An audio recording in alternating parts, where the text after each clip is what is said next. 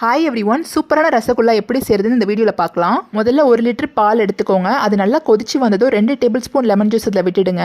பால் நல்லா தெரிஞ்சு வந்ததும் நம்ம ஒரு வெள்ளை துணியில் தண்ணி எல்லாத்தையும் ஃபில்டர் பண்ணிடலாம். இந்த பன்னீரை நல்ல தண்ணி விட்டு நல்லா அலசிட்டு அதுக்கப்புறம் ஒரு துணியில் கட்டி ஒரு 20 மினிட்ஸ் அப்படியே வச்சிடலாம். 20 மினிட்ஸ் கழிச்சு இந்த பன்னீரை வெளியே எடுத்து ஃபுட் கலர் கொஞ்சமாக ஆட் பண்ணி ஒரு 10 மினிட்ஸ் உள்ளங்கையில் கொஞ்சமாக அழுத்தம் கொடுத்து நல்லா சாஃப்டாக சப்பாத்தி மாவு பதத்துக்கு பிசைஞ்சு எடுத்துக்கலாம். ஒரு பெரிய அகலமான பாத்திரம் எடுத்துக்கோங்க. அதில் 1/2 லிட்டர் தண்ணி, 2 பவுல் சுகர் ஆட் பண்ணிக்கோங்க. அது கூடவே 2 ஏலக்காய் மட்டும் லைட்டாக தட்டி இது கூட ஆட் பண்ணிக்கலாம். தண்ணியில் சக்கரை கரைஞ்சாலே போதும், பாகு பதத்துக்கு வரணும்னு அவசியம் இல்லை.